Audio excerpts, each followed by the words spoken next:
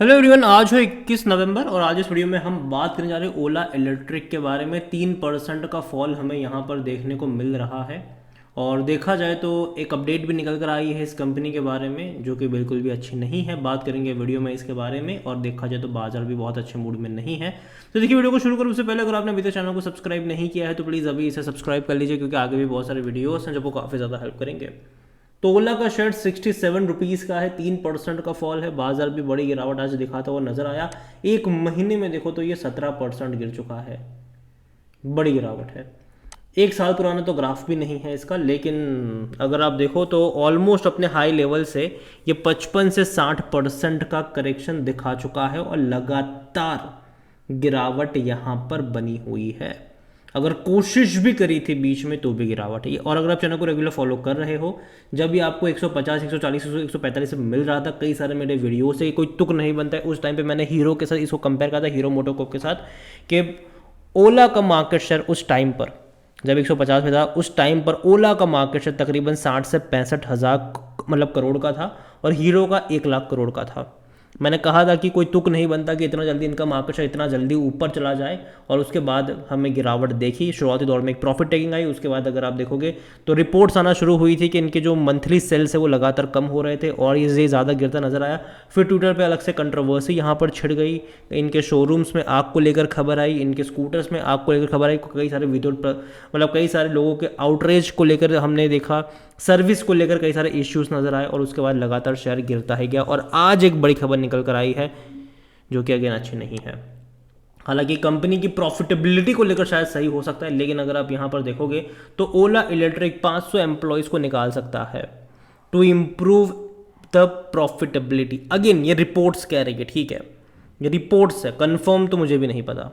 यहाँ पर देखिए, ओला इलेक्ट्रिक जो कि भावेश अग्रवाल का है, is initiating a restructuring exercise that might affect over 500 employees across the various role in the company, according to the money control report sitting source familiar with this matter। ये money control के जो report है, मैं अपने मन से कुछ नहीं कह रहा हूँ, ठीक है। तो Ola electric vehicle company is undertaking layoffs to improve its margins.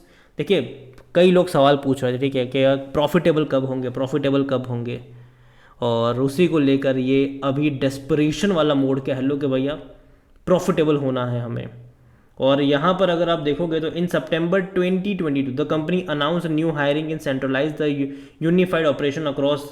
और यहाँ पर देखोगे तो what in July 2022 Ola electric laid off around 1000 employees when it shut down 3 of its business, जो कि यूज कार का था, क्लाउड किचन का था और ग्रोसरी डिलीवरीज का था, जो कि फोकस करेंगे सीधा ईवी बिजनेस में। तो 2022 में ऑलरेडी ये 1000 लोगों को निकाल चुके थे, अभी यहाँ पर दोबारा एक और ले ऑफ, एक और रिस्ट्रक्चर कह लो, जो कि यहाँ पर आने वाला है। अगेन ये रिपोर्ट्स है, कंफर्म अभी भी कुछ भी नहीं है, ठीक है। और जहाँ तक वॉल्यूम्स के बारे में देखें, ऑलमोस्ट 3 करोड़ के आसपास के शेयर्स यहाँ पर ट्रेड होते हमें नजर आए हैं। कंपनी में अगर आप देखो मार्केट कैप 29,000 करोड़ के आसपास देखने को मिल रहा है। ऑल टाइम हाई 157 रुपीज़ का देखने को मिला, लो तकरीबन 66, जो कि आज ही बना है। लगातार हर रोज़ नया लो बना रहा है ये, लगातार हर रोज़ हमें यहाँ पर गिरावट देखने को मिल रही है। और जहाँ तक इनके डिविडेंड्स वगैरह के बारे में देखो तो भूल जाओ कि आपको पे करेगा, क्योंकि देखो जाहिर सी बात है, कंपनी प्रॉफिटेबल ही नहीं है तो डिविडेंड आपको कहाँ से पे कर पाएगी। इसके लिए कंपनी का पहले प्रॉफिटेबल होना ज़रूरी है और वो अभी भी यहाँ पर देखने को नहीं मिल रहा है। पाथ टू प्रॉफिटेबिलिटी अभी भी दूर दूर तक नहीं है यहाँ पर। और जहाँ तक वैल्यूएशन के बारे में देखिए, जाहिर सी बात है, इसका जो पी है वो नेगेटिव में ही होगा, क्योंकि कंपनी प्रॉफिटेबल नहीं है। फाइनेंशियल्स भी अगर आप देखोगे तो जो लास्ट क्वार्टर के नंबर आए थे वो उतने भी खास अच्छे नहीं थे। 1315 करोड़ के आसपास का रेवेन्यू था और तकरीबन 495 करोड़ का लॉस करा था कंपनी ने, जबकि इससे पहले के क्वार्टरों में जो इनका रेवेन्यू था वो तकरीबन अच्छा था, 1700 करोड़ का था। तो सितंबर में रेवेन्यू कम हुआ है, पिछले साल के मुकाबले आपको ज़्यादा लगेगा, लेकिन अगेन मैं कह दूं कि जिस तेज़ी से ईवी सेक्टर ग्रो हो रहा है उस तेज़ी से रेवेन्यू ग्रो नहीं हो रहे हैं यहाँ पर। और जहाँ तक प्रॉफिट देखे तो वो नहीं है, लॉस है 350 करोड़, 400 करोड़, और लास्ट क्वार्टर में तो और ज़्यादा लॉस हमें देखने को मिल गया यहाँ पर। इनको अपने प्रॉफिट्स बढ़ाने पड़ेंगे, इनको लॉस कम करने पड़ेंगे, और ये लॉस कंपनी कम करने की जो पहली वजह, मतलब पहला जो इन्होंने किया है वो ले ऑफ्स शायद हो सकता है यहाँ पर। लेकिन अगेन मैं कह दूँ कि देखिए कंपनी आने वाले टाइम में भी बहुत जल्दी प्रॉफिटेबल होने के चांसेस मुझे थोड़े से कम लगते हैं। रीज़न सिंपल सा है कि देखिए नई कंपनी है, ठीक है, नई मतलब ऑलरेडी इतनी भी नहीं, मैं मतलब नहीं कहूँगा, काफ़ी टाइम से है, लेकिन फिर भी अभी भी मैं इसको नई ही मतलब थोड़ी बहुत ट्रीट कर सकते हैं आप इसको। और दूसरी बात है कि कंपनी तब प्रॉफिटेबल नहीं थी जब गवर्नमेंट से अच्छी खासी सी सब्सिडी वगैरह मिल रही थी, और हालांकि सिर्फ यही नहीं, बहुत सारी कंपनीज थी जो इस सेक्टर में थी। और आने वाले टाइम में जब गवर्नमेंट धीरे धीरे अपनी सब्सिडीज़ को कम करती जा रही है, ऐसे में कंपनी प्रॉफिटेबल बन पाएंगे कि नहीं, वो सवाल रहेगा।